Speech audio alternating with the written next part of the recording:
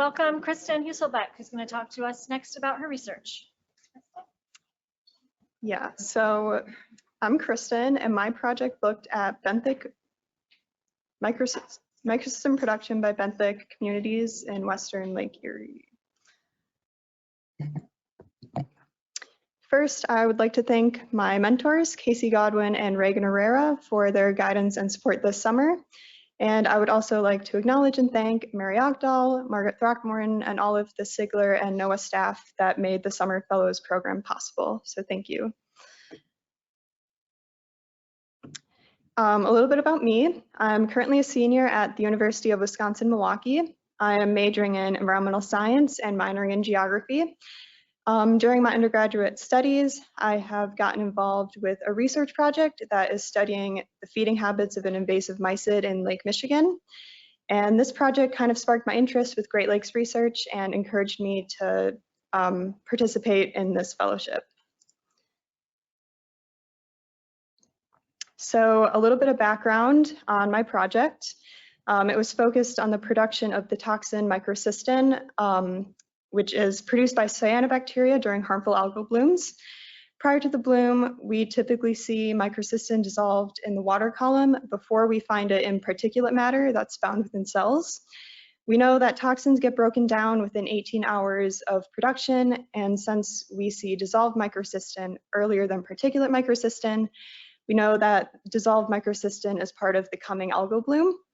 And for years, there have been crews that have been going out and sampling on Lake Erie. And so this graph is showing the data that has been collected since 2015. The bars show the difference in time between when each form of microcystin was detected. So the red bars show the time in weeks between particulate microcystin first being detected and dissolved microcystin being detected. And then the blue bars show the time in weeks between dissolved microcystin first being detected and then particulate microcystin being detected. So most years, particularly after 2020, we have been seeing that dissolved microcystin is being detected before particulate microcystin is, which indicates that the dissolved microcystin is present in the water column, but that is present in the water column is potentially coming from the sediment and not from these particulate cells dying and releasing the toxin. So that leads into my project this summer, which looked to address two questions. The first, what is the range and rates of benthic microcystin production in the months preceding the water column bloom? And is benthic microcystin production influenced by light intensity?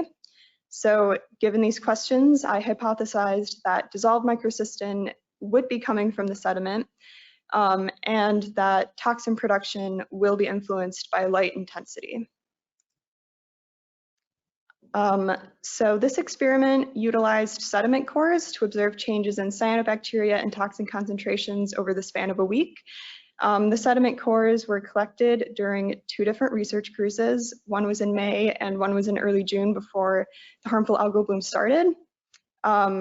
And we used a box core to collect the samples, and I have a short video of me and Reagan deploying the box core, which was pretty fun.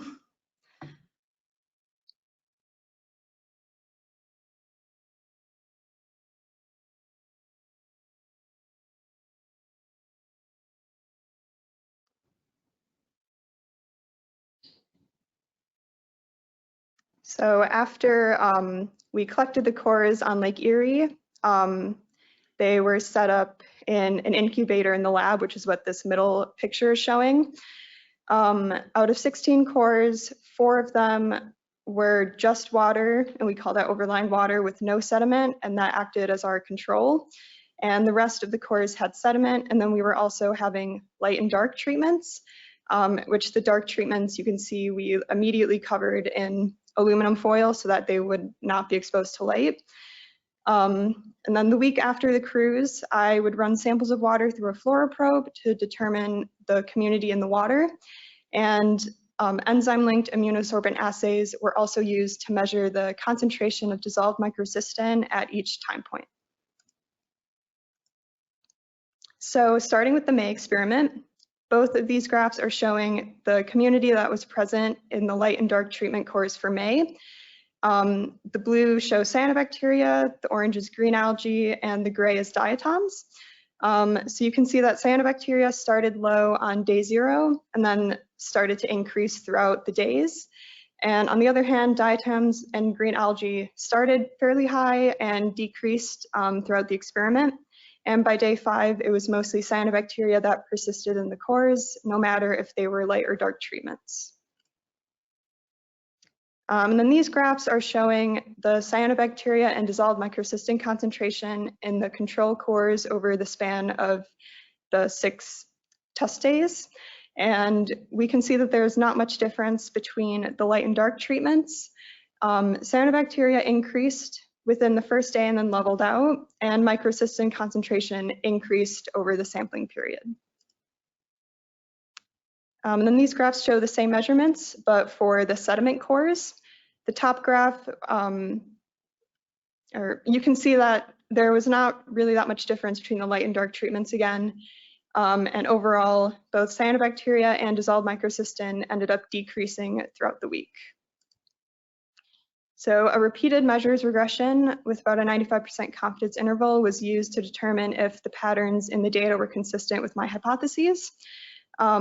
The values in the table show the slopes of microcystin concentration versus the time in days. The microcystin concentration in the sediment cores decreased in both the light and dark treatments. However, in the water control cores, the concentration actually increased in both the light and dark cores. So these results were not consistent with my hypotheses that microcystin would be coming from the sediment and that light intensity had an influence on microcystin production. And then moving into our June experiment, these graphs are again showing the community in both the light and dark cores. This trend is similar to May, where cyanobacteria increased and diatoms and green algae rapidly decreased throughout the days. And then these graphs again show cyanobacteria and dissolved microcystin concentration for the water control cores. And we can see that there was not much of a difference between the light and dark treatments. Cyanobacteria increased within the first 2 days and then leveled out, and microcystin concentration slightly increased. And then these are showing the same measurement, but for the sediment cores. In both the light and dark cores, the microcystin concentration increased, while cyanobacteria varied among the cores. The same regression was used for the June experiment. This time, we found that for both sediment and overlying water, microcystin concentration increased in both the light and dark treatments. Again, this data was inconsistent with my hypotheses. Compared to the May cores, the values were similar across light and dark treatments, but in June, they were... We need to treat the podium very gently. No jiggling. And thank you, Kristin. Back to you. Okay, so I'll just start over from the start of this slide. So the same regression was used for the June experiment as we used in the May. But this time we found that for both sediment and the water control, microcystin concentration increased in both the light and dark treatments.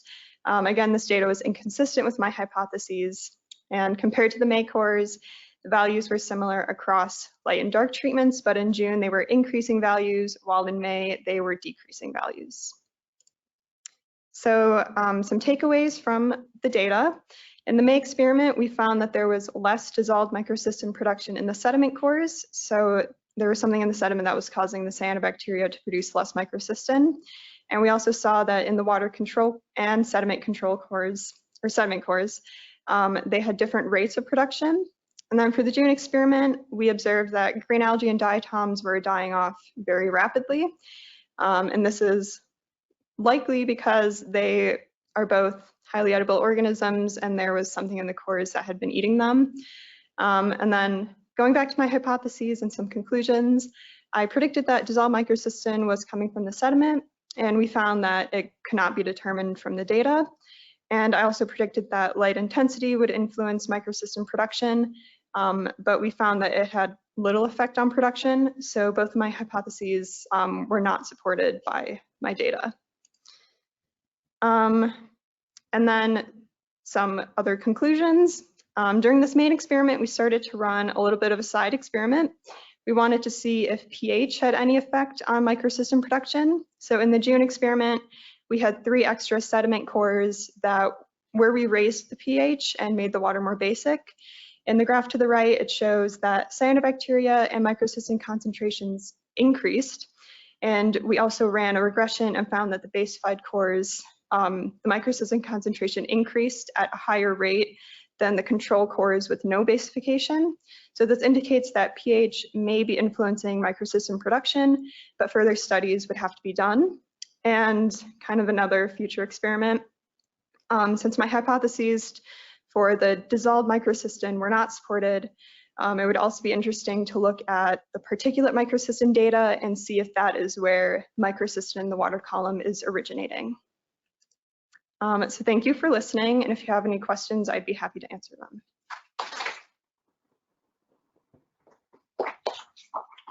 Okay, thank you, Kristin, and good job handling that obstacle. That was amazing. Okay, so questions for Kristin.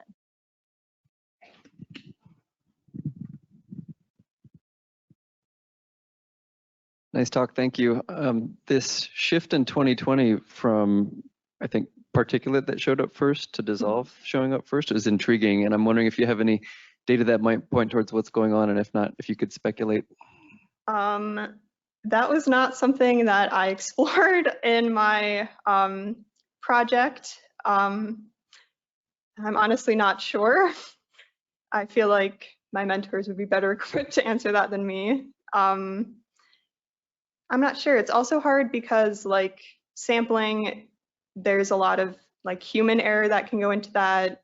You know, if the weather is bad, we can't go out. Maybe it would have been different on different days.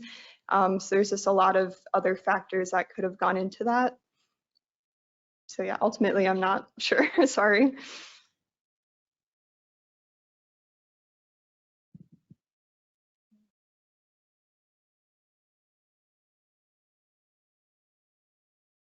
I have one.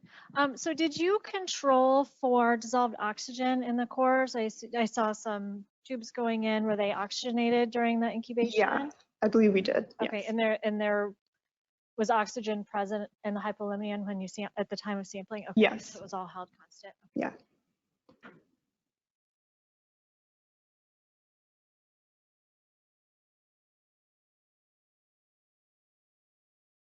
I think maybe we're all hungry. Yeah. Okay. So I'm going to suggest that we break for lunch.